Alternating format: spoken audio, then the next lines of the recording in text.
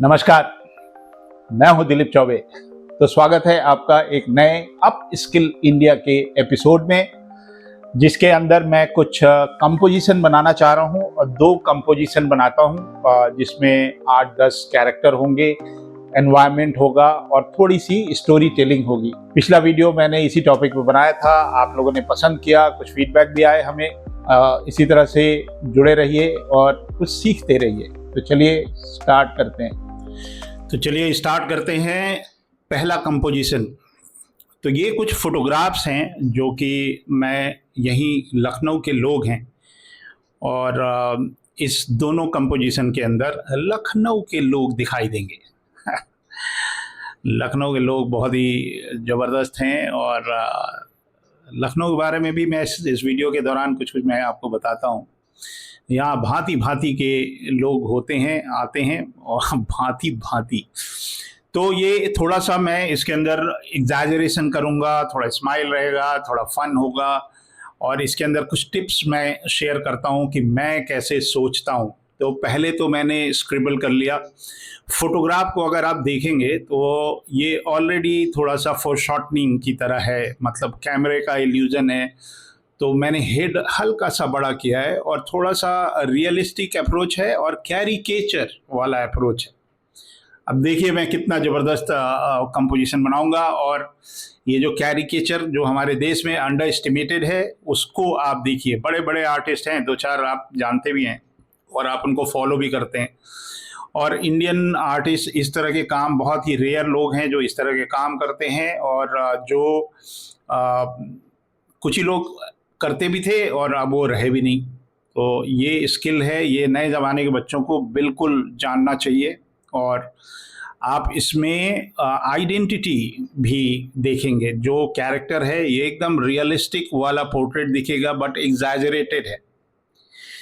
और fountain pen और camel का फाउंटेन पेन इंक मैं यूज़ कर रहा हूँ। लास्ट में इंक वॉश करने की भी कोशिश करूँगा, और स्टोरी टेलिंग की भी कोशिश करूँगा। तो ये आप देखिए, लखनऊ में अभी जैसा मैंने बोला कि भांति भांति के लोग हैं, तो ये चारबाग स्टेशन है लखनऊ का, वहाँ मैं सवेरे पहुँच जाता हूँ कभी कभार, और लोगों को ऑब्जर्व करता हूँ, कुछ स्केचेस भी करता हूँ लाइव। लेकिन वो मैं कैमरा हैंडल करूँ या मैं ड्राइंग कर लूँ, तो वो मैं आपको नहीं दिखा रहा हूँ। हाँ, मैं कुछ फोटोग्राफ्स भी ले आता हूँ साथ में। और ये जो कॉमन पीपल हैं, लखनऊ के रहने वाले, वो मेरी कितनी अनजाने में कितनी मदद कर रहे हैं, मेरे काम को इम्प्रूव करने में कितना उनका सहयोग रहता है। अनजाने में, दे डोंट नो कि दिलीप चौबे उन्हीं के बगल से खड़े थे और अपना ज्ञान ले रहे थे। तो ये मेरे लिए एक अद्भुत जगह है लखनऊ का। तो लखनऊ अब काफ़ी बदल रहा है। मैं पिछले 40 साल से लखनऊ को देख रहा हूँ बढ़ते हुए, जब से होश संभाला, और लखनऊ में काफ़ी चीज़ें बदल गई हैं, बड़ी सी हो जा रही हैं।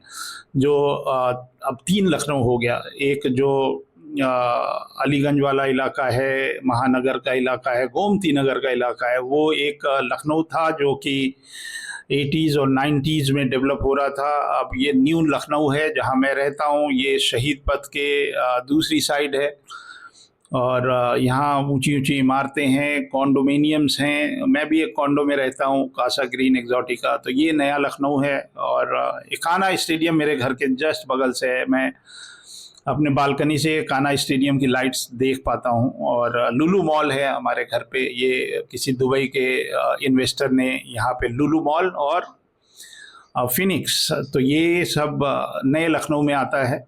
और चार बाग स्टेशन, ओ माय गॉड, एकदम नॉस्टैल्जिक प्लेस है।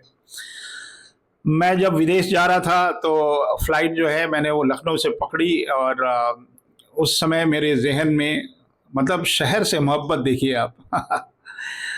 अपने शहर से कैसे मोहब्बत हो रहा था। और मैं जब फ्लाइट में बैठा था तो एक गज़ल जो है जगजीत सिंह ने गाई है, ए मलिहाबाद के रोशन गुलिस्तां अलविदा। ये गज़ल मेरे जहन में चल रहा था। मतलब इतना इमोशन होता है शहर से।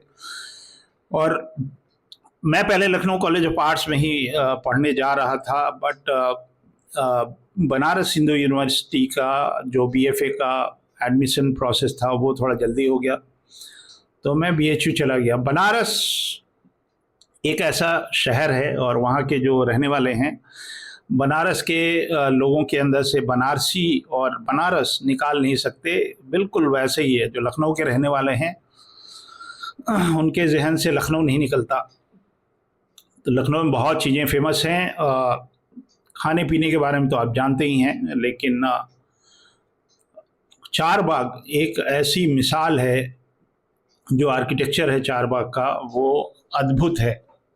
मतलब एक महल की तरह लगता है और आलीशान है। तो ये दो कैरेक्टर हो गए। ये देखिए, लखनऊ में जो रिलीजन्स हैं, हर रिलीजन के लोग आपको एक ही चौराहे पे दिख जाएंगे।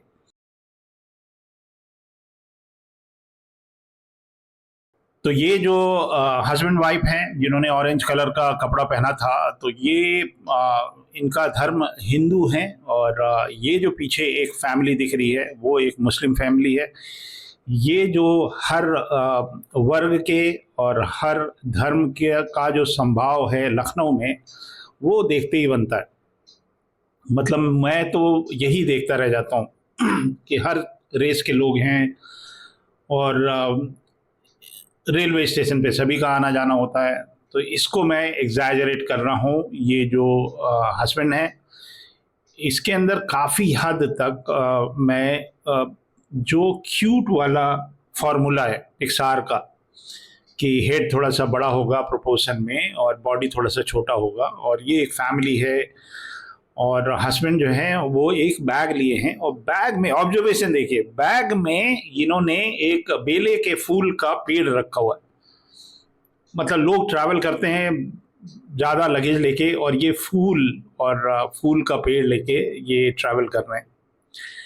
और जो इनकी बेगम है, और इनके बेगम के हाथ में एक बैग है और एक बड़ा सा सूटकेस है। तो इनका जो एक्सप्रेशन है, हालांकि थोड़ा एंग्सियस टाइप का, इम्पेशेंट टाइप का, एंग्री तो नहीं बोलेंगे, इस तरह का एक्सप्रेशन है। इसको मैं थोड़ा सा इन्हांस कर रहा हूँ, थोड़ा सा।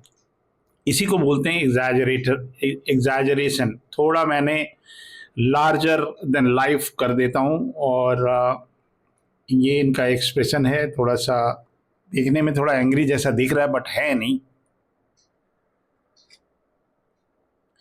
ये जो चार बाग स्टेशन है रौनक लगी रहती है हर समय, 24 घंटे आप चले जाएं, वहाँ छोटी छोटी व्यापारी होते हैं। कहीं चश्मा बिक रहा है, कहीं चाय बिक रही है, कहीं कुछ सामान बिक रहा है। और यहाँ पे लोगों का रोज़गार भी बहुत सारा चल रहा था। मैं जब ये बना मुझे ऐसा लगा कि इनका एक कान मिसिंग है, मतलब लेकिन फोटोग्राफ में मुझे दिखा नहीं। तो ये इनकी बेगम साहिबा हैं, फ़ोन पे किसी से बात कर रही हैं, और बहुत ही सुंदर सा इन्होंने सिर पे एक दुपट्टा ले रखा है। वो बहुत ही राउंड सा मेरे को लग रहा है, राउंड सा। और मैं एग्जैजरेशन है, ये फिंगर में छोटे छोटे क्यूट क्यूट से बना रहा हूँ। और इन्होंने अंगूठी भी पहन रखी है। और ये कितना अच्छे से ऑब्जर्वेशन होता है जब कपड़े के फोल्ड्स होते हैं। ये सब चीज़ों का तो सेपरेटली एक वीडियो होना चाहिए कि कपड़े के फोल्ड्स कैसे होते हैं। और ये जो पेन है, फाउंटेन पेन, इससे मैं थिक एंड थिन नहीं निकाल पाता। थिक एंड थिक करने के लिए हमको पेन को रिपीट करना पड़ता है उसी लाइन पे, विच आई डोंट लाइक। और ये मेरा अपना स्टाइल है। और मतलब मैं वर्सेटाइल हूँ। हर बार जितने भी वीडियो मैं बना रहा हूँ, कुछ ना कुछ नए प्रयोग, कुछ एक्सपेरिमेंट मैं करता रहता हूँ। तो अभी ये पिछले 2 वीडियोस मैंने स्टाइलाइजेशन के ऊपर बनाया। इससे पहले मैं कुछ रियलिस्टिक पे काम कर रहा था। तो ये स्टाइलाइज है, एकदम प्योर। इसको हम कार्टून तो नहीं बोलेंगे। एक कार्टून का भी एक सीरीज बनाना है, एक से काम नहीं बनेगा। वो ब्रिंग इट ऑन टाइप का है कि अब जब सीरीज जब मैं बना रहा हूँ, मूड में हूँ, तो बना ही डालता हूँ। क्योंकि ये सब जो चीज़ें यूट्यूब पे जा रही हैं, एक तो सबसे बड़ी बात ये है कि इस तरह के का कंटेंट कोई इंडियन व्यक्ति नहीं बना रहा। इस तरह के कंपोजिशन स्टाइलाइज के, और हैं कुछ विदेशी कंपनियां हैं जिनके स्कूल होते हैं, वो इस तरह के वीडियोस हैं उनके, बट वो जो शुद्ध देसी फीलिंग के साथ भारत देश, देख लीजिए इंडिया लिखा मैंने, तो ये जो हमारी भारतीयता है, और स्पेशली हमारा जो लखनऊ है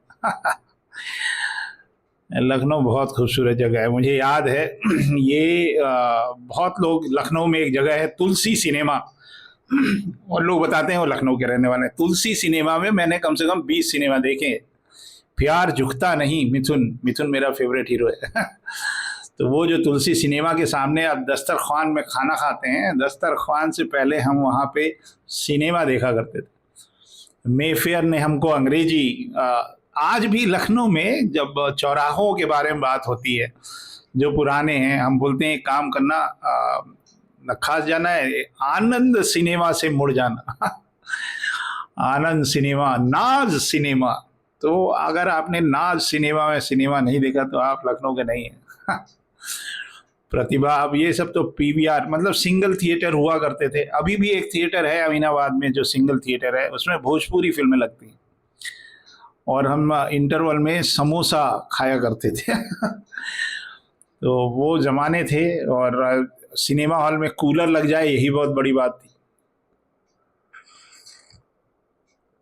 तो लखनऊ की चाहे वो नक्खास की गलियां हो, या यहियागंज हो, या मौलवीगंज हो, या चौक की गलियां हो, या अमीनाबाद की गलियां हो, तो एक एक गलियों से हम वाकिफ़ रहे।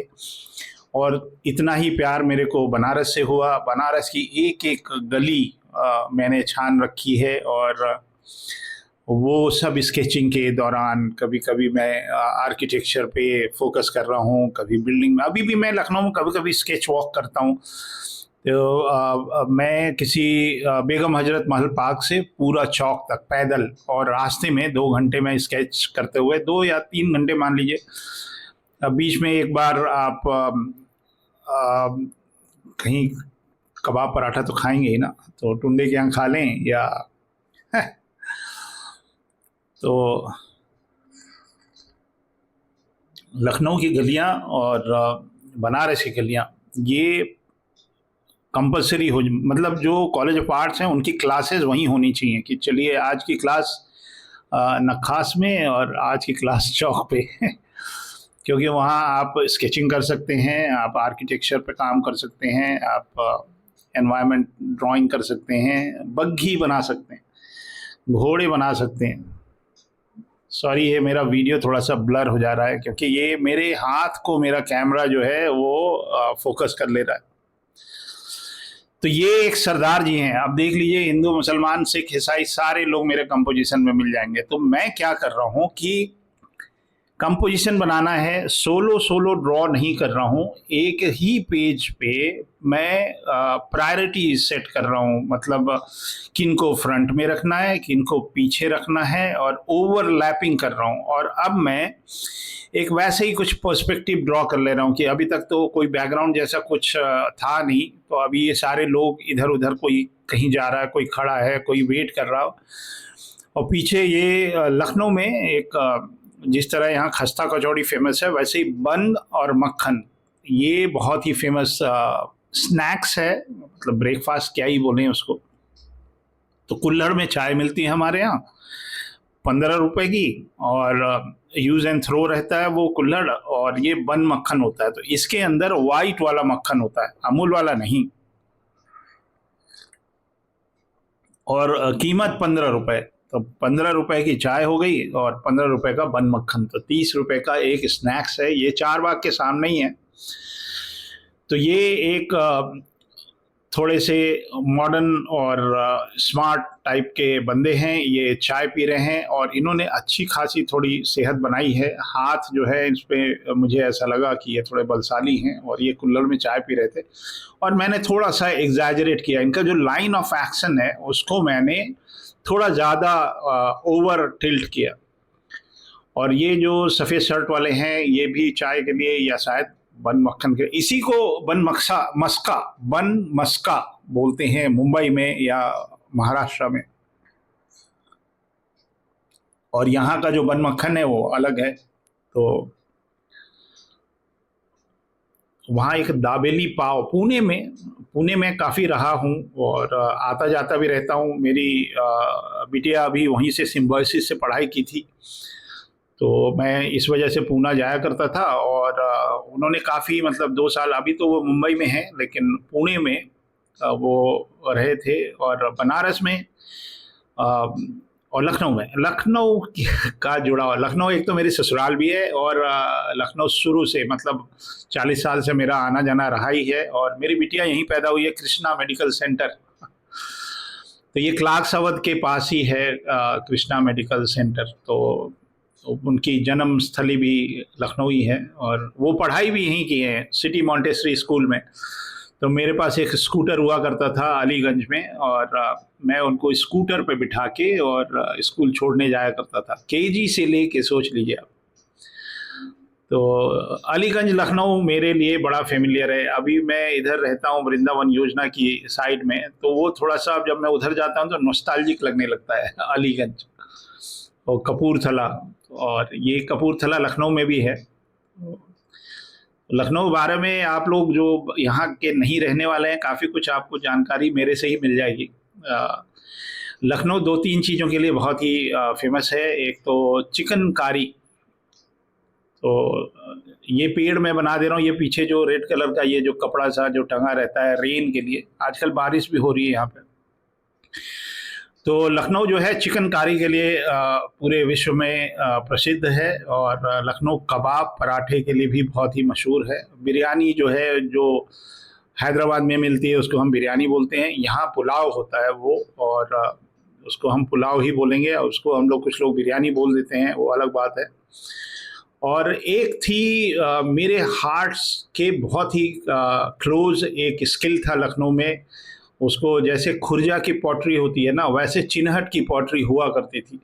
मैं अभी गया भी था चिन्हट एक किसी शादी में, तो मैं वो लास्ट पॉटर जो पूरे लखनऊ में सारा कुछ बंद होने के बाद जो अंतिम पॉटर बचा था, जिसको राष्ट्रपति इनाम भी, मैं वहाँ से बचे हुए थोड़े से पॉटरी खरीद के लाया। तो ये मेरा कंपोजिशन हो गया।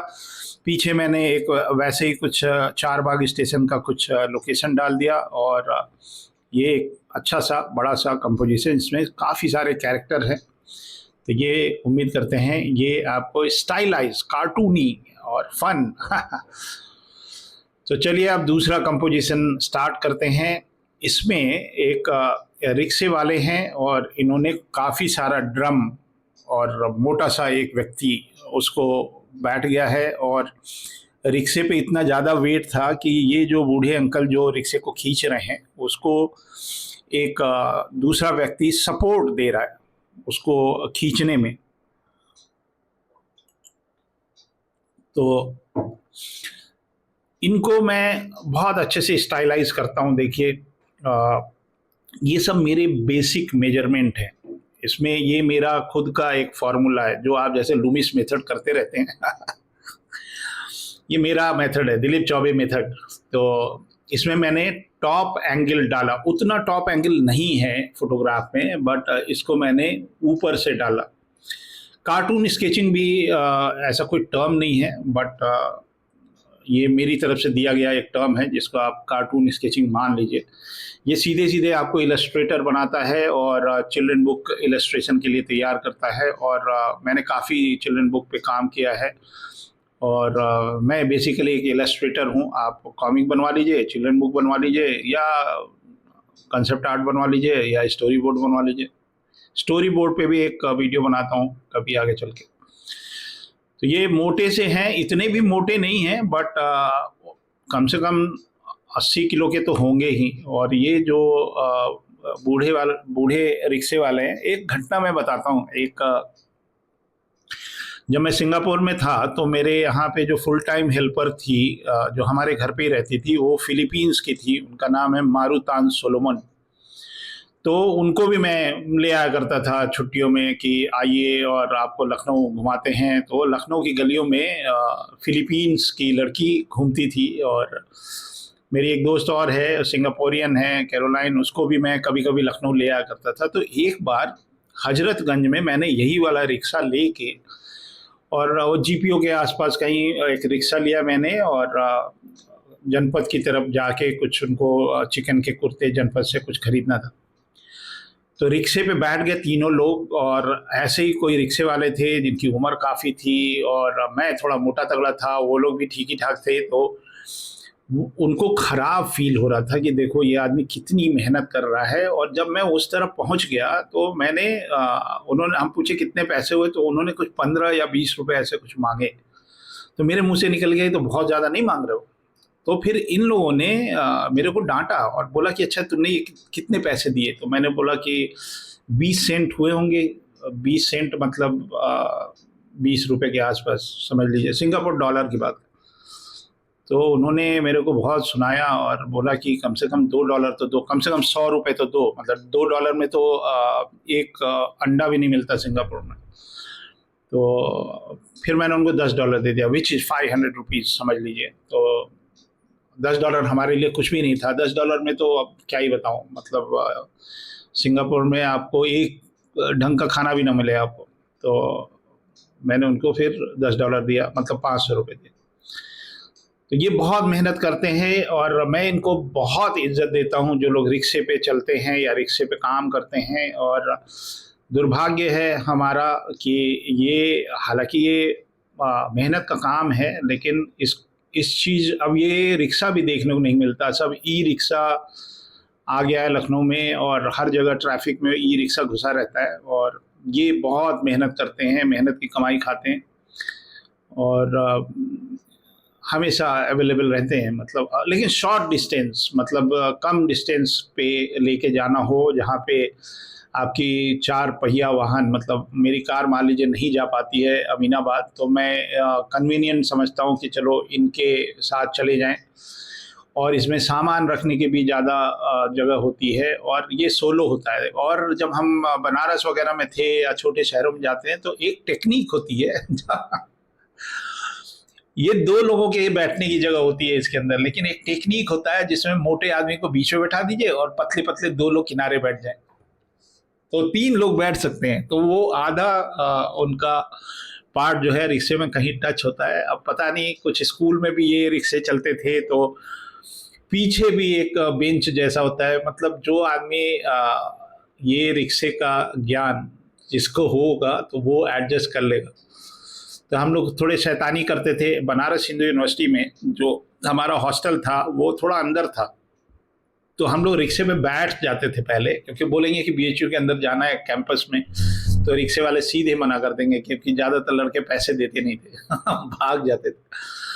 तो रिक्शे वालों को हम लोग बताते नहीं थे कहाँ जाना है। तो रिक्शे में बैठ गया, बोले चलिए, वो चल देता था। फिर पूछते थे कहाँ जाना है, अरे भैया पहले बता दिए होते कि हॉस्टल जाना, पैसे ज़रूर दे दीजिएगा। तो हमने आज तक लाइफ में रिक्शे वाले को पैसा मारा नहीं है, वैसे मैं आपको बता दूं, ईमानदार व्यक्ति है तो रिक्शा ये जो है। और आपको एक और जानकारी देने, सिंगापुर में थोड़ा रेसिस्ट चीज़ है, सिंगापुर में भी ये रिक्शा चलता है और $50 लगते हैं, करीब 2000 रुपये के आसपास। और वो पूरा सिंगापुर का एक साइट सीइंग कराते हैं। और लेकिन वो रिक्शा जापानीज लोग चलाते हैं।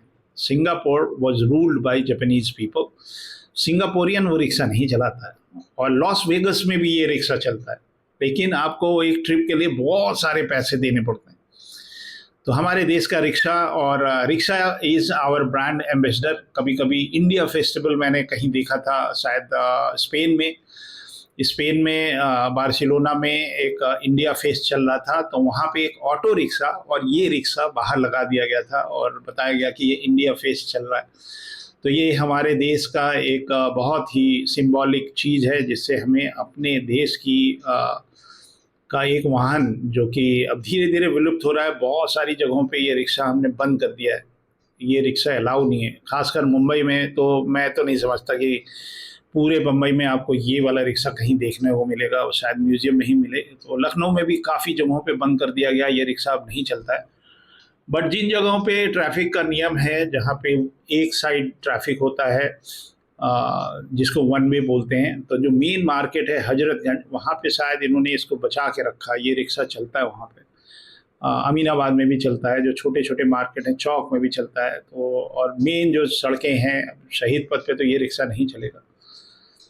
तो ये और मेरे लिए नॉस्टैल्जिक है। जब मैं विदेश से आया करता था इंडिया भ्रमण करने के लिए, तो मैं आ जाता था। हाँ, भ्रमण करने के लिए मैं चाहे इंडिया में कहीं चला जाऊँ, कुल्लू हो, मनाली हो या साउथ हो, लखनऊ हमारा आना होता था। लखनऊ में आता था और लखनऊ के कोने कोने गली कूचे में एक एक बदलाव लखनऊ का देख रहा हूँ, किस तरह से विस्तार हो रहा है लखनऊ का, कैसे सड़कें बन रही हैं। और लखनऊ या उत्तर प्रदेश, हमारे यहाँ तो इतने एक्सप्रेस वे बन रहे हैं। Thank you Nitin Gadkari sir कि आपने काया पलट कर दी है लखनऊ की। और I am very very very proud to be here in Uttar Pradesh capital. And मुझे लगता है कभी कभी, मतलब मैं जा रहा था एक बार पूर्वांचल एक्सप्रेसवे पे, मुझे it reminds me the road from Singapore to Malaysia, उससे बेहतर सड़क है भाई। तो जहाँ पे टेस्ला चलती है फ्री वे जिसको हम बोलते हैं, वहाँ पे जो हमारा एक्सप्रेस वे है, अमेरिका में फ्री वे बोलते हैं। तो मैं कई बार कुआलालंपुर तक गया हूँ जोहर बारू से, विच इज़ मलेशिया का सिंगापुर के पास सबसे क्लोजेस्ट बस स्टॉप है।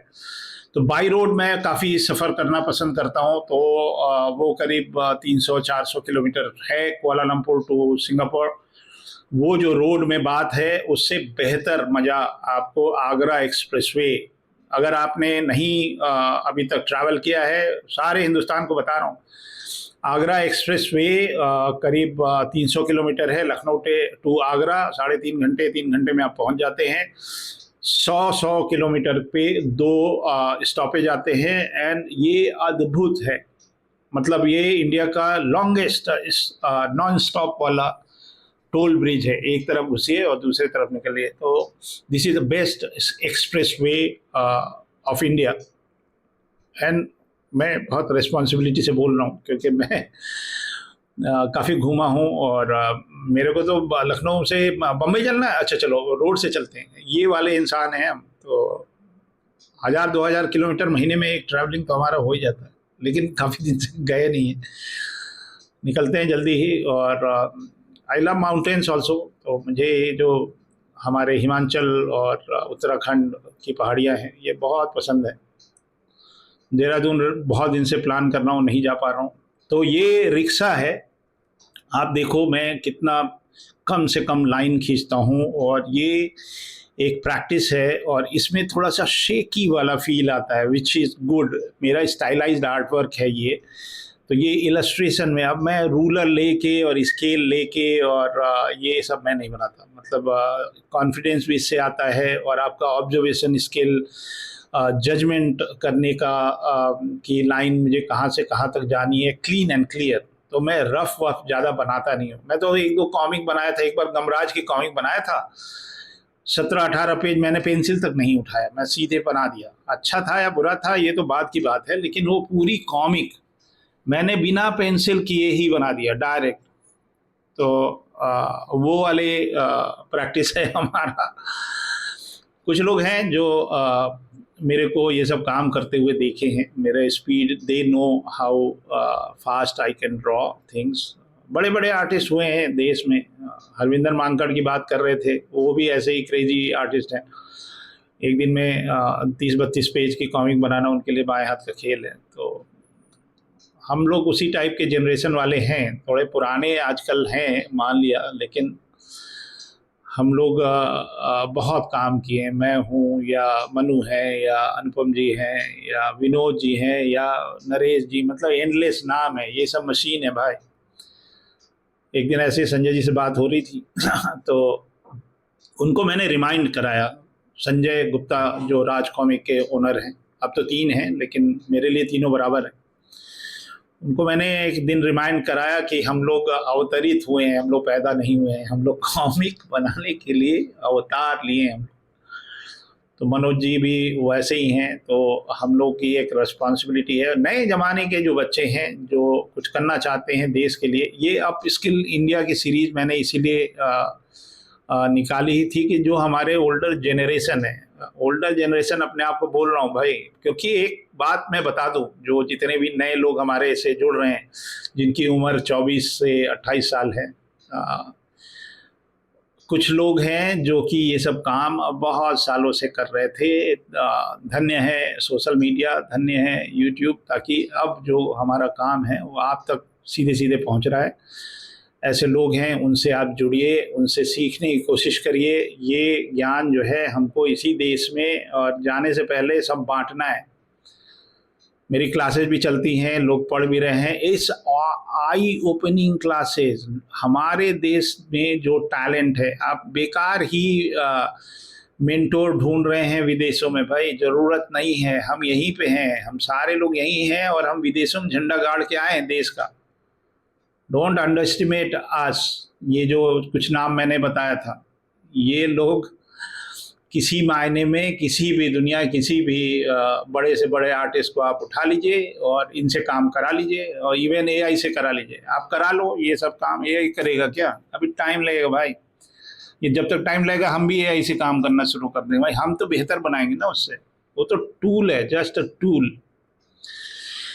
तो ये साइकिल रिक्शा वाला हो गया कंपोजिशन, बहुत अच्छा लगा मेरे को करके। तो अब मैं इसके अंदर कंपोजिशन वाली चीज़ें कर रहा हूँ। तो बिना अभी कोई पर्सपेक्टिव मैंने इसमें नहीं बनाया। ये मौलाना साहब कहीं जा रहे थे, बहुत खुश थे और सामने की तरफ आ रहे थे हमारे, और मैंने इनको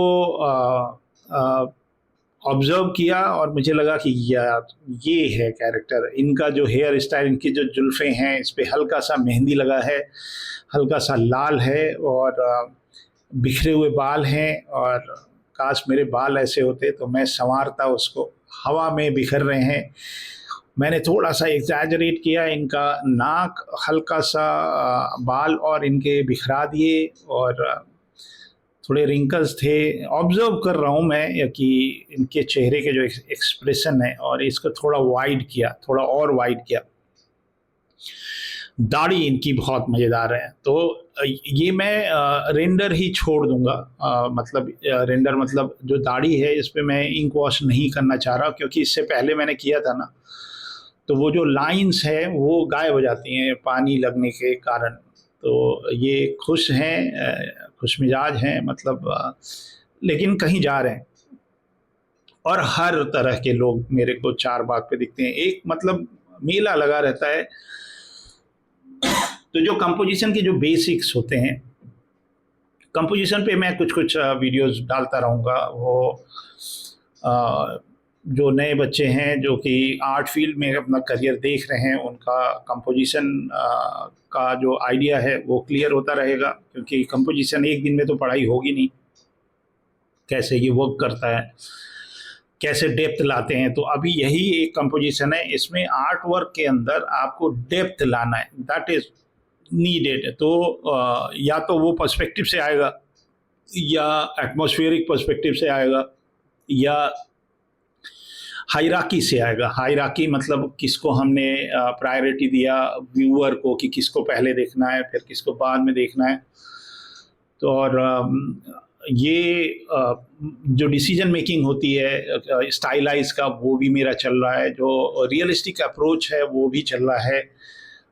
जो फन, लाफ्टर और एग्जैजरेशन वो भी चल रहा है साथ में। और जो कैरिकेचर के लिए हम जो ब्रेक करते हैं, कैसे एनहांस करते हैं, वो भी चल रहा है। तो ये स्किल बहुत रेयर है, मतलब इट्स नॉट सो इजी। मेरे को कुछ लोगों ने बोला भी, काफ़ी लोग कमेंट नहीं करते, आप कर दिया करिए। मैं रिप्लाई करता हूँ एक एक व्यक्ति का, अच्छा हो बुरा हो जो भी है, आपके सजेशंस हैं। ये वीडियो सिर्फ आपके लिए बन रहे हैं जो इस फील्ड में आना चाह रहे हैं या इंटरेस्ट ले रहे हैं। जो ऑलरेडी इस फील्ड में हैं, उनको लगता है कि वो थोड़े रस्टी हो रहे हैं, तो उनको इंस्पायर करने के लिए भी है। ओवरऑल देखिए, मैं अप स्किल इंडिया की जब बात कर रहा हूँ, मेरी एक पहचान रही जब तक मैं विदेश में रहा 14 साल तक, मेरी पहचान ये रहती थी कि लोग बोलते थे कि वो जो इंडियन आर्टिस्ट है उसको बुला लाओ। तो एक सीधा सीधा हमारा देश से जुड़ाव था, वो इंडियन आर्टिस्ट, वो इंडिया का बंदा। तो मेरे लिए तो सारा ही देश मेरा ही है। तो और मैं इंडिया में काफ़ी जगह काम किया हूँ, काफ़ी जगह देखा है, बम्बई से लेके, गुजरात से लेके, झारखंड, बिहार, उत्तर प्रदेश, महाराष्ट्र, साउथ थोड़ा सा कम एक्सप्लोर किया है मैंने, लेकिन कहीं ना कहीं तो मुझे रहना ही था। तो लखनऊ मेरे लिए थोड़ा फेमिलियर था, फेमिलियर इन द सेंस अगर आप 14 साल विदेश में रह रहे हो, मुझे पता है लखनऊ के बारे में कि अगर मुझे गद्दा बनवाना है तो यहियागंज जाना है, हैंगर लेना है होलसेल में तो कहाँ जाना है, अगर फर्नीचर बनानी है तो जो हमारा सीतापुर रोड है वहाँ पे फर्नीचर आपके मन मुताबिक मिल जाएगा। तो ये सब चीज़ें किसी और शहर में उतना फेमिलियर मेरे लिए था नहीं। दिल्ली भी उतना ही फेमिलियर है, दिल्ली में मुझे पता है कहाँ क्या चीज़ मिल रहा है, मतलब। लेकिन लखनऊ थोड़ा कन्वीनियंट है और थोड़ा स्लो है। स्लो का मतलब ये है कि चीज़ें बहुत रीच में हैं आपके, आप बहुत इजीली। बम्बई में क्या है कि आप आधी ज़िंदगी तो आपका ट्रैफिक में निकल जाएगा, दिल्ली में डिस्टेंसेस बहुत हैं। मतलब मैं बुराई नहीं कर रहा किसी शहर की, हर शहर से मुझे बहुत प्रेम है, बट लखनऊ में शुरू से रहे, बचपना जवानी सब लखनऊ में रहा। अगर मैं लखनऊ कॉलेज ऑफ आर्ट से पढ़ता तो पढ़ाई भी हमारी यहीं की हो जाती। लेकिन चलिए, जो तमन्ना थी, हमारी बिटिया की पढ़ाई रही यहाँ सीएमएस में, तो लखनऊ में इमोशन बहुत है, लोग बहुत प्यारे हैं। प्यारे तो हर जगह के हैं, बट यहाँ पे आपको हर धर्म संभाव दिखता है। तो ये जो मैं ऐसे जो ये लाइन खींच रहा हूँ ना, लाइन्स बीन्स मेरे कैरेक्टर है। मैं थोड़ा कंपोजिशन के ऊपर सोच रहा हूँ कि अभी तक मैंने कोई सड़क नहीं बनाई थी, पर्सपेक्टिव नहीं बनाया था, फोरशॉर्टनिंग नहीं दिया था। तो अब यहाँ पे एक जगह मिला, तो एक दिन मैं यूं ही पेट्रोल भरवा रहा था, तो पेट्रोल भरवाते समय अपनी गाड़ी में ये भाई साहब जो है ये फ़ोन पे लगे हुए थे, और फ़ोन इनका ओल्ड टेक्नोलॉजी वाला था, और जैसे नहीं नोकिया और मोटरोला के फ़ोन हुआ करते थे। तो इस कंपोजिशन में मैं ये स्कूटर हटा दे रहा हूँ, बट ये कैरेक्टर मुझे बहुत पसंद आया, और मैं सभी लखनऊ के वासियों को बहुत बहुत धन्यवाद देना चाहता हूँ कि मैं इनडायरेक्टली आप लोग मेरे ज्ञान को बढ़ा रहे हैं। एंड मेरे सारे वीडियोस में मोस्टली जो आप कैरेक्टर्स देख रहे हैं ये कॉमन पीपल हैं लखनऊ के। मैं गूगल पे जाके किसी और का कॉपीराइटेड इमेज नहीं यूज़ करता भाई, ये सारे मेरे घर के आसपास रहने वाले लोग हैं, और ये जाने अनजाने ये लोग मेरी मदद कर रहे हैं। और मैं कोई इनका इंसल्ट नहीं करना चाहता, या किसी दिन आपका भी कोई इमेज मैंने चोरी से ले लिया और आप फेमस हो गए, और आपका ही कैरिकेचर या कार्टून या स्केच जो है वो मिलियन व्यू में चला गया, तो get ready for some surprises Lucknow वालों। तो आप लोग मेरे प्रिय हो, और आप जाने अनजाने मेरे चैनल पे एक्टिंग कर रहे हो, और मैं आपको बना रहा हूँ, आप लोग हमारे आसपास ही रह रहे हो। तो और ये जितने जानवर, डॉग, कैट और बिल्ली और ये सब मेरे पास है आसपास, तो यही मैं फ़ोन जो है, फ़ोन देख के मैं बड़ा एक्साइटेड हो गया कि ये छोटा वाला इसमें ये कैसे, मतलब एक बार फ्लाइट पे जा रहे थे, एक व्यक्ति ने अचानक मेरे को फ़ोन दिया और बोला कि क्या आप एसएमएस करके बता देंगे, किसी को देना था कि मैं मेरी फ़्लाइट में बैठा हूँ और मैं चश्मा भूल गया हूँ उसमें बैगेज में, तो आप इस पर एसएमएस कर दीजिए। और वो वाला फ़ोन था जिसमें 4 बार दबाओ तो ए लिखा जाता है, फिर 5 बार दबाओ तो एन, तो मुझे वो टाइप करने में टाइम लग गया भाई। तो बस ये है कि हम उस जेनरेशन के हैं। मेरा फ़ोन भी पहले N90 हुआ करता था शायद, नोकिया का वो वाला फ़ोन था मेरे पास। एक तो फ़ोन था मेरे पास उस पर एंटीना निकला रहता था, तो वो 1991 में वो था फ़ोन मेरे पास। तो टेक्नोलॉजी है। कल मैं पढ़ा रहा था तो मैं एक बच्चे से बोल भी रहा था, अपने स्टूडेंट से, कि पहले चिट्ठी आई करती थी तो हम लोग महीने भर वेट करते थे, तो पापा की चिट्ठी आती थी तो पापा लिखते थे प्रिय बेटे कैसे हो, और आज की डेट में ये जो प्रिय बेटे वाला जो चिट्ठी है वो लिखना बंद हो गया। और ये लोग हमारे पड़ोसी हैं, उनको नहीं पता है कि मैं उनको यूज़ कर रहा हूँ। तो ये मॉर्निंग वॉक के लिए ये लोग निकलते हैं, मैं भी निकल रहा था अपने कॉलोनी के गेट से, तो ये लोग मॉर्निंग वॉक करके आ रहे थे, तो मैंने चोरी से और ये बहुत ही क्यूट से अंकल हैं, और रोज़ इन लोग का जो सीनियर सिटीजन का एक ग्रुप हुआ करता है, ये लोग पूरी दुनिया के टॉपिक पे डिस्कशन करते हैं। और ये जो शॉप है ये हमारे दीपक जनरल स्टोर, हाँ, और आशीष की ये दुकान है। तो मैं सवेरे यहीं से ब्रेड बटर मक्खन जो भी हमको लेना होता है, राशन की दुकान ये उनकी दुकान है। तो ये जो फोटोग्राफ आप देखेंगे, ये फोटोग्राफ मैंने अभी थोड़ी देर पहले मैं गया था शॉप पे, और मैंने सोचा कि यार एक शॉप बना देते हैं पीछे। तो मैंने सोचा क्यों ना एक ट्रिब्यूट दें, और मैं गया था कुछ millet kind of thing. Millet से याद आया, ये सब जो मोटा अनाज होता है ये सब डायबिटिक के लिए आजकल लोग रेकमेंड कर रहे हैं।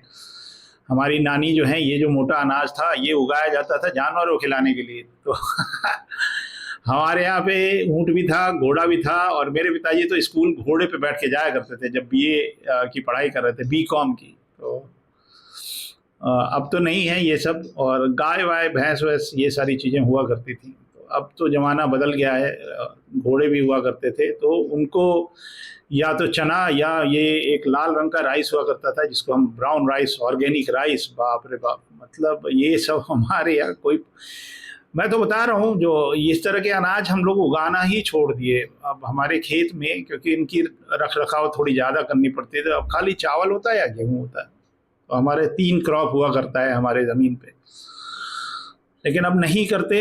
एक और चीज़ है, लखनऊ तो आम के लिए भी बहुत फेमस है भाई, आम के लिए, मैंगो। तो यहाँ 100 रुपए के 2-2 किलो, 3-3 किलो, 4-4 किलो ऐसे आम मिलने लगते हैं आज की डेट में। मतलब मैं जून की बात कर रहा हूँ। तो ये जो अनाज के बारे में क्या क्या मैं वीडियो में बताता रहता हूँ।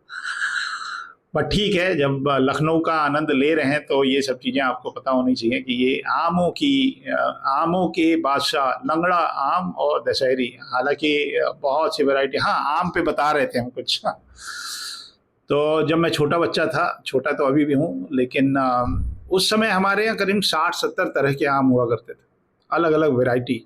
मतलब कोई बहुत ऊंचा पेड़ होता था, ऊपर 4 आम होते थे और अलग अलग टेस्ट हुआ करते थे। तो करीब 50 वैरायटी के बड़े बड़े आम के पेड़ हुआ करते थे। कुछ दिन बाद जो नया जनरेशन आया, मेरे मामा जी वाले लोगों का जनरेशन, उन्होंने उसको काट दिया और सिर्फ लंगड़ा और दशहरी, क्योंकि कैश क्रॉप था ना, तो बस ये लंगड़ा, दशहरी और चौसा, क्योंकि उसको बेचने से पैसे मिलते हैं, वो जो छोटे छोटे आम हैं। लेकिन आज आप भी अगर आप किसी ट्रैवल कर रहे हैं और किसी गांव के आसपास से गुजरेंगे, तो वो जो गांव के जो देहाती आम होते हैं, जो एकदम देसी आम होते हैं, जिनको खाली निचोड़ के आप उसका स्वाद ले सकते हैं। उसका स्वाद ही अलग है भाई, नॉन कमर्शियल मैंगो। तो ये अंकल जी बहुत ही क्यूट हैं और चश्मा लगाते हैं। तो ये दोनों आपस में बात कर रहे थे।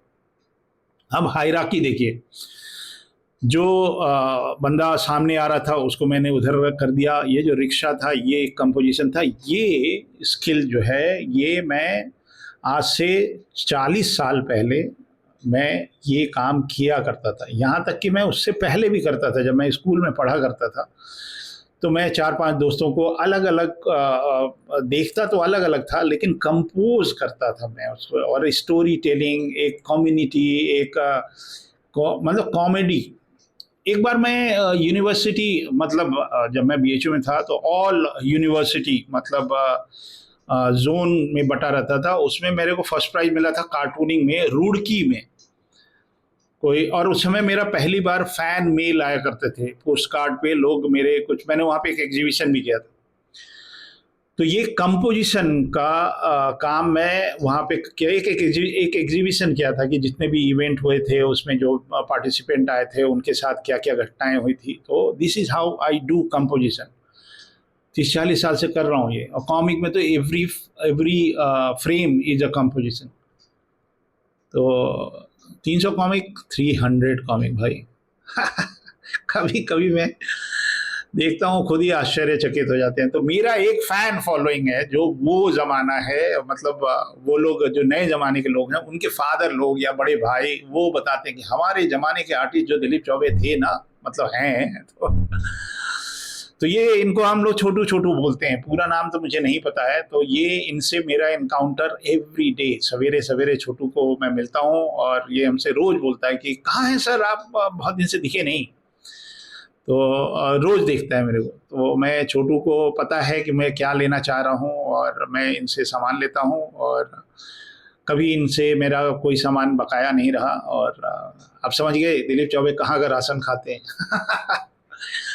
तो इनसे मैं चीज़ें लेता हूँ और पैसे भी देता हूँ। और ये दुकान, ये एक नॉर्मल सी दुकान है, मतलब ये जो कोल्ड ड्रिंक वगैरह या जूस वगैरह ये यहाँ पे रहता है। मैं कोशिश करता हूँ कोल्ड ड्रिंक ना पीऊँ, मैं नहीं पीता वैसे, तो सेहत के लिए अच्छा नहीं है उतना। और ये सब चिप्स वगैरह के सामान है, और इतना मेसी शॉप है इनका, लेकिन अब तो मुझे भी पता है कि कौन सी चीज़ कहाँ पे रखी है। और मेसी है, मतलब इतना सामान भरा हुआ है। और ये जो सामने का जो चबूतरा है जहाँ ये छोटू खड़ा है, ये एक्सटेंडेड शॉप हो जाती है होली दिवाली पे। मतलब जो चीज़ें त्योहारों में, फेस्टिव ओकेजन पे, तो ये शॉप ओकेजन, तो इस तरह के शॉप को सिंगापुर में मामा शॉप बोलते हैं। मामा शॉप, तो मामा जो हमारे यहाँ मौसा वाला जो मदर के भाई को हम मामा बोलते हैं, वहाँ भी यही बोलते हैं, मामा शॉप। अंकल जो अंग्रेजी वर्ड है, सोचिए चाइनीज लोग भी मामा बोलते हैं, हम ही लोग अंकल जी की शॉप बोलते हैं भाई। तो मामा जी की शॉप बोलने में क्या दिक्कत है। और 7-Eleven, तो सिंगापुर में यहाँ पे ये सब सामान होने के साथ साथ सब्जियां भी रहती हैं, मतलब green vegetable you can buy there, सब ऑल मलेशिया से इंपोर्ट होता है। हाँ, धनिया पत्ती जो हम खाते थे सिंगापुर में, वो सिंगापुर की नहीं होती थी, वो इंडिया की होती थी। वही देसी धनिया पत्ती। जो पार्सले टाइप के नाम से कंफ्यूज करके यूरोप में बिकता है, वो धनिया पत्ती का वो स्वाद नहीं है जो देसी धनिया पत्ती का। और जो बेसिल लीफ, जो तुलसी का पौधा, जो हमारे देश का तुलसी माता है, वो उसका स्वाद अलग होता है, और टेस्ट और स्मेल। खैर छोड़ो ना, खाने पीने की बात नहीं करते हैं। तो ये अंकल जी बहुत खुश हैं। और अगला कुछ मैं बनाऊंगा, एक नॉस्टैल्जिक कलर है, वो मैं लाने के चक्कर में हूँ, और ढूंढ रहा हूँ, मिल जाएगा तो मैं उससे यही चीज़ें जो ब्लैक एंड वाइट हैं, I will do that traditional colouring.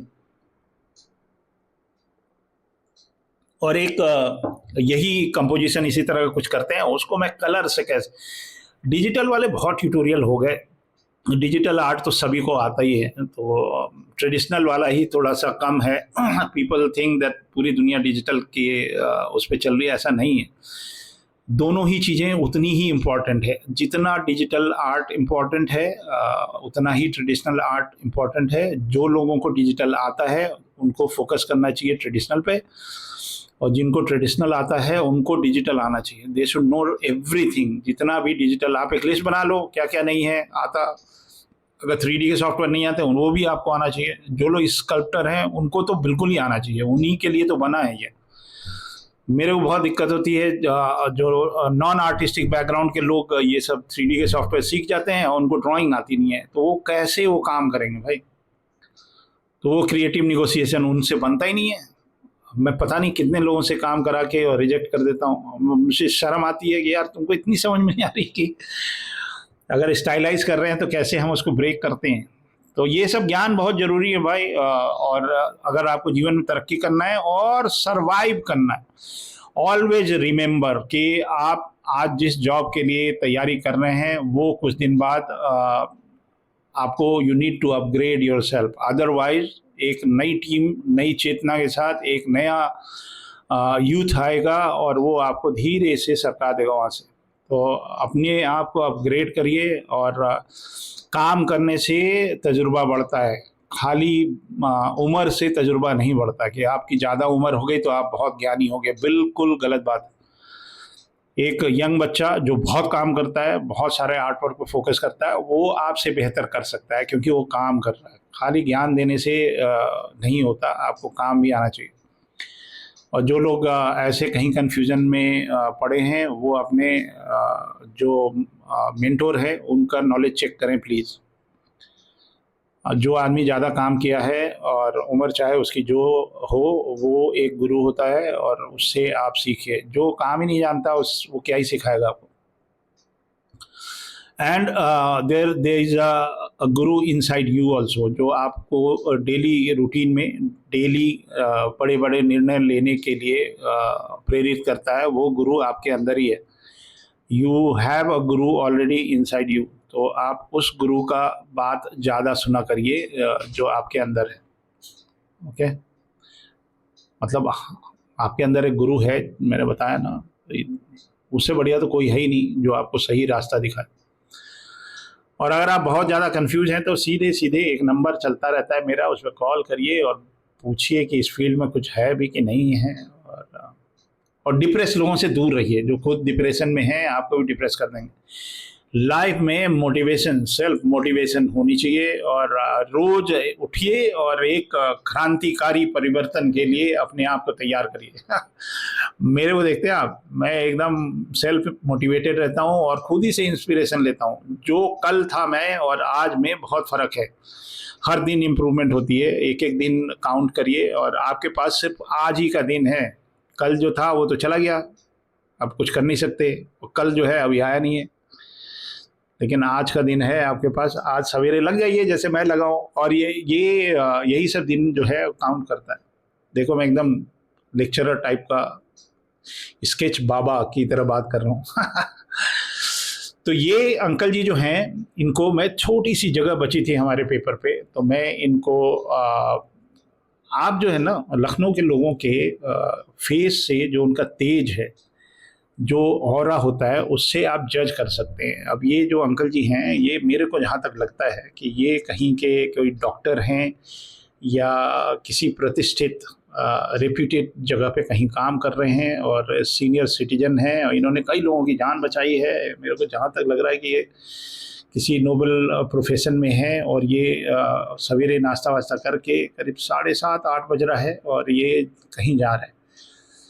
और इनको देख के, इनको बनाते समय ही मेरे अंदर से ना रिस्पेक्ट निकल रहा है। और ये मोजा पहने हुए हैं, मतलब गर्मियों का दिन है, जुराबे पहने, हो सकता है ये धूप से बचने के लिए पहने हों, या हो सकता है इनका एसी बहुत टाइट हो। तो ये किसी नोबल प्रोफेशन में है।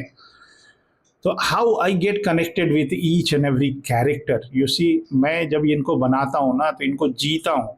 ये सारे लोग, जितने भी मॉडल हमारे स्केचेस में आप देखते हैं, ये लोग लखनऊ के बासिंदे हैं। ये मेरे लिए सम्मान की बात है कि लखनऊ के लोग मेरे आर्ट वर्क में दिखाई देते हैं, और मैं उनसे कुछ सीखता हूँ। तो ये कहीं जा रहे हैं और बड़ा सोचते हुए कहीं जा रहे हैं, मतलब सो फोकस्ड।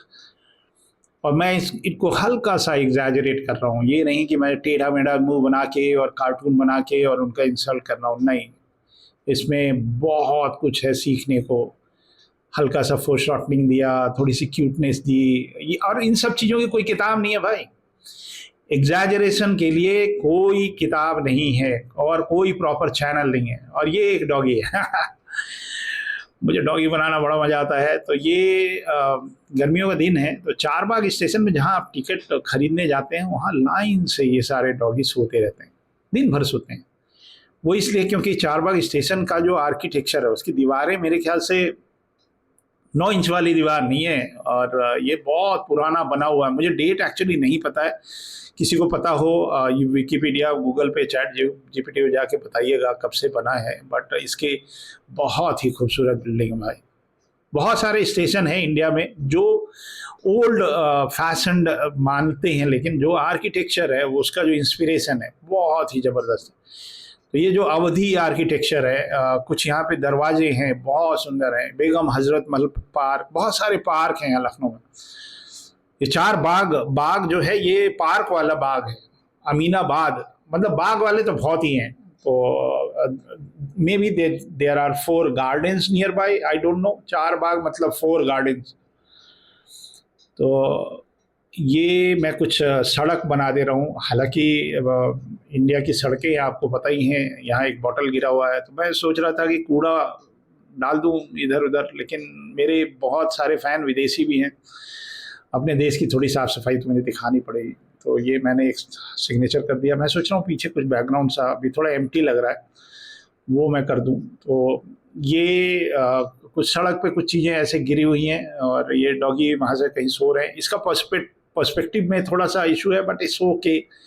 वो मैं जानता हूँ, आपको भी लग रहा होगा, बट इट्स ओके। तो एक डॉगी था, ये मैंने सोते हुए बना दिया। हालांकि मेरी बिटिया के पास एक डॉगी है और स्कूबी नाम है उसका, golden retriever, and I love dog. मेरे पास एक डॉगी था, मैं बताता हूँ, उसका नाम था फ्लॉसी। वो मेरे कॉमिक में है, आगे आने वाले कॉमिक में, बिट्टू की कॉमिक में फ्लॉसी है। तो जब बाहर जा रहे थे ना विदेश, तो मुझे बड़ा उसी से बिछड़ने का सबसे ज़्यादा मन था। तो उसको मैंने अपने भाई के यहाँ ले जाके पहुँचा दिया। और पेट रखने में ये बहुत दुख होता है कि जब आप जा रहे हो कहीं, तो उसको आपने बचपने से पाला और उसके बाद उसको छोड़ के जाना है। तो उसके बाद से मैंने डॉग रखा नहीं। ये बड़ा सेंटिमेंटल होता है यार। तो ये छोटा सा एक गैप है, मैं ये सोच रहा हूँ इनको जो है इसमें डाल दूँ। ये भी कहीं जा रहे हैं और बहुत स्मार्ट बंदा है, मतलब फैशन आप देख लो, कलर स्कीम देख लो, तो सिर पे इन्होंने एक बढ़िया सा कपड़ा बांध रखा है और अच्छे से सुंदर तरीके से कहीं जा रहे हैं और स्मार्ट हैं और फिजिकली फिट हैं।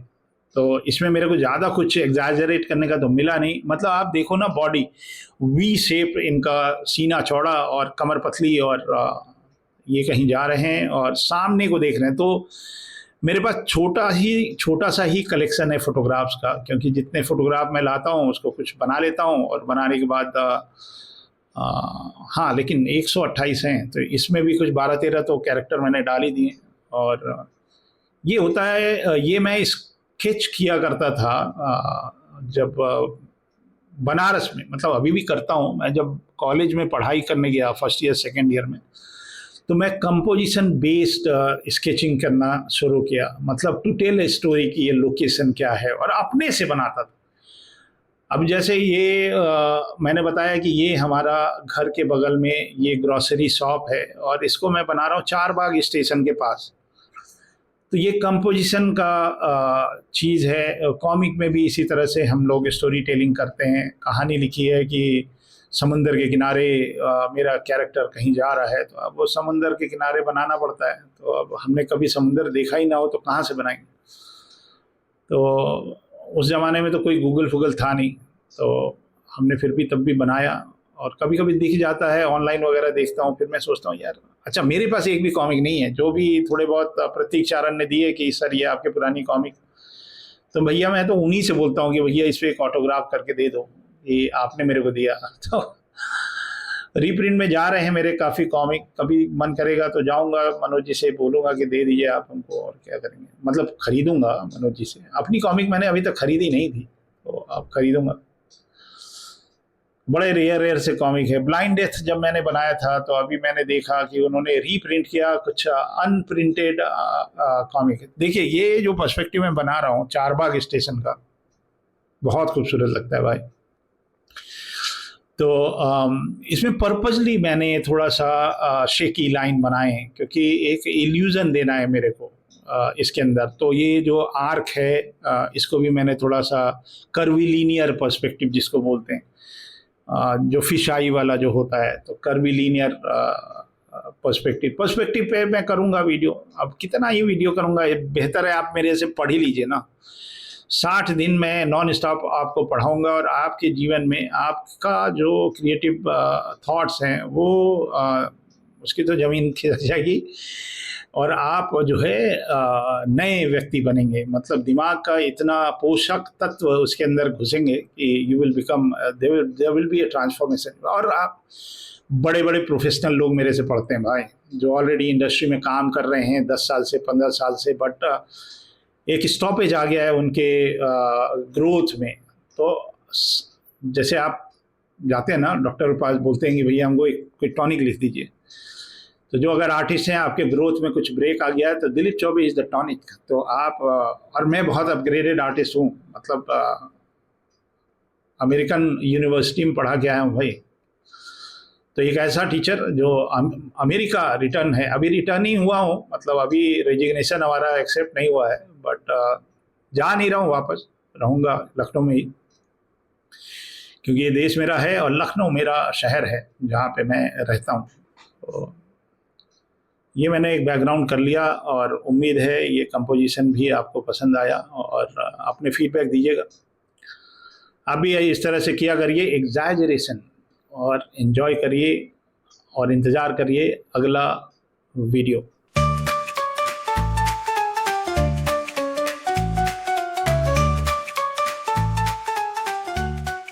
तो ये रहा वीडियो, उम्मीद है आपको पसंद आया। इसी तरह जुड़े रहिए, बहुत सारा कंटेंट है मेरे पास, नए नए प्रयोग मैं करता रहता हूँ। तो अगले वीडियो में आपको कुछ नया दिखेगा इसके अलावा। और मेरी क्लासेस चल रही हैं, आपको सिर्फ 60 दिन देने होते हैं अपनी लाइफ से और आपका लेवल अप हो जाता है, अप स्किल। तो ज्वाइन करिए मेरे क्लासेस, और ये जो नंबर है नीचे, इस पर कॉल कर लीजिएगा। और जो भी आपको पूछना है कोर्स कंटेंट, जैसे किसी ने कॉल किया कि मुझे ना ये वाली चीज़ सीखनी है, कैरिकेचर वाली। कैरिकेचर एक सब्जेक्ट है, मतलब आपको 60 चीज़ें सीखेंगे, उसमें एक कैरिकेचर भी होगा। अगर ये इस तरह के स्केचिंग आपको सीखनी है, स्केचिंग 60वें दिन चलती रहती है। कंसेप्ट आर्ट, कैरेक्टर डिज़ाइन, ये जो टॉपिक हैं, ये एक तरह से मेरा एक क्लास। तो मिलते हैं अगले वीडियो में, तब तक के लिए जय हिंद।